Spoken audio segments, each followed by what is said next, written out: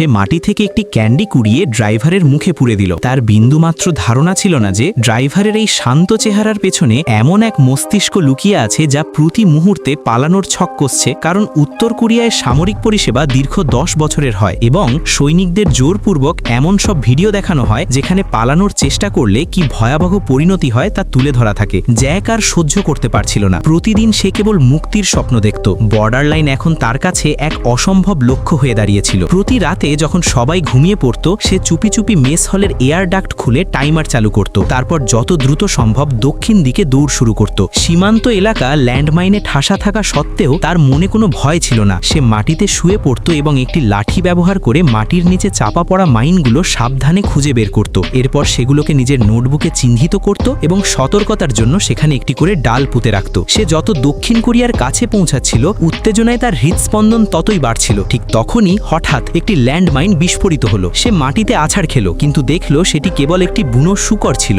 সময় প্রায় শেষ হয়ে আসছিল, তাই সে দ্রুত ক্যাম্পের দিকে ফিরে চলল। সবাইকে তখনও ঘুমিয়ে থাকতে দেখে সে স্বস্তির নিঃশ্বাস ফেলে বিছানায় শুয়ে পড়ল। স্বাধীনতার সে আরও এক রাত কাছাকাছি পৌঁছে গেল। পরের দিন ট্রেনিংয়ের এক সৈনিক বলল সে যুদ্ধের গন্ধ পাচ্ছে, যার অর্থ হলো বৃষ্টি আসতে চলেছে। তার বৃষ্টি মানেই তার দেওয়া সব চিহ্ন মুছে যাওয়া। জ্যাক ঘাবড়ে গেল, কিন্তু নিজেকে সামলে রাখল। ঠিক তখনই হঠাৎ আরও একটি মাইন বিস্ফোরণ ঘটল। সব সৈনিক তৎক্ষণাৎ সতর্ক হয়ে গেল। ভাগ্যের জোরে সেটিও একটি বুনো শূকর ছিল, আর ক্যাম্পে বুনো মাংস পাওয়া ছিল একেবারেই বিরল ঘটনা। স্কোয়াড লিডার হওয়ার সুবাদে রান্নার দায়িত্ব ছিল জ্যাকের ওপর। সে এবং তার সঙ্গীরা যখনই খেতে যাবে, ঠিক তখনই এক অফিসার সেখানে হাজির হলো। অপুষ্টির অজুহাত দেখিয়ে সে পুরো খাবার নিজের জন্য নিয়ে নিল, এমনকি জ্যাককে দিয়ে ওয়েটারের মতো সেবাও করালো। প্লেট সরানোর সময় জ্যাক কৌশলে এক টুকরো মাংস সরিয়ে ফেলে এবং পরে নিজের ব্যারাকে নিজের সঙ্গীদের সাথে ভাগ করে খায়। তাদের কাছে জ্যাক একজন কমান্ডারের চেয়েও একজন বাবার মতো ছিল। রাতে জ্যাক বিছানায় শুয়ে তার চূড়ান্ত চাল দেওয়ার প্রস্তুতি নিচ্ছিল, কিন্তু পরের মুহূর্তেই সাইরেন বেজে উঠল। সবাইকে অবিলম্বে একত্রিত হওয়ার নির্দেশ দেওয়া হলো। জ্যাকের অস্থিরতা বেড়ে গেল। সে দ্রুত ইউনিফর্ম পরে মেস হলের ভেন্টের দিকে ছুটল, কিন্তু সেখানে পৌঁছে সে জানতে পারল পালানোর সেই সুড়ঙ্গটি আগেই ধরা পড়ে গেছে।